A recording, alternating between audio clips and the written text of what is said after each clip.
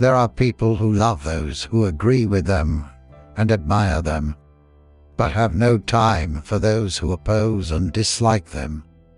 A Christian's love must be universal. The pleasures of humility are really the most refined, inward, and exquisite delights in the world. The godly are designed for unknown and inconceivable happiness. Love is no ingredient in a merely speculative faith, but it is the life and soul of a practical faith. A true and faithful Christian does not make holy living an accidental thing.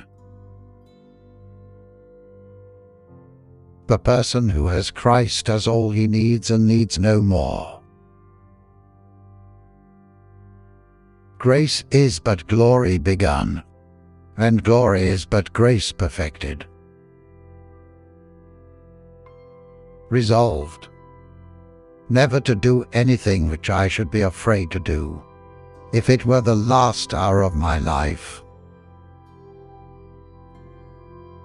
The smallest sin is an act of cosmic treason against a holy God. Nothing sets a person so much out of the devil's reach as humility. God is glorified not only by his glory being seen, but by its being rejoiced in. Almost every natural man that hears of hell flatters himself that he shall escape it. Resolved never to suffer the least motions of anger to irrational beings. We are dependent on God's power through every step of our redemption. Resolution 1. I will live for God. Resolution 2.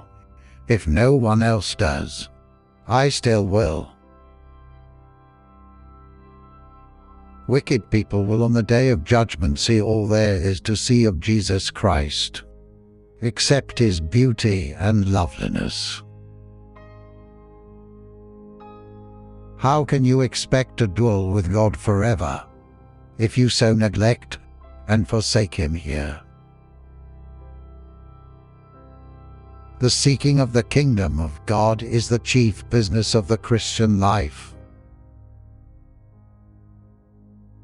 Spiritual delight in God arises chiefly from his beauty and perfection, not from the blessings he gives us. Resolved never to lose one moment of time, but improve it the most profitable way I possibly can. Prayer is as natural an expression of faith as breathing is of life. Of all the knowledge that we can ever obtain, the knowledge of God and the knowledge of ourselves are the most important.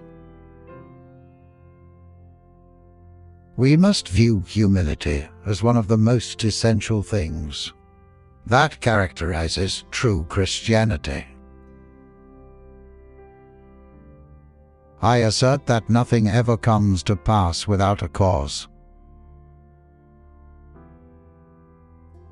There is no way that Christians, in a private capacity, can do so much to promote the work of God and advance the kingdom of Christ as by prayer. When God is about to do a mighty new thing, he always sets his people praying. Nature is God's greatest evangelist. A true love for God must begin with a delight in his holiness, and not with a delight in any other attribute. Truth is the agreement of our ideas with the ideas of God. The enjoyment of God is the only happiness with which our souls can be satisfied. Resolved, never to speak evil of anyone, so that it shall tend to his dishonor.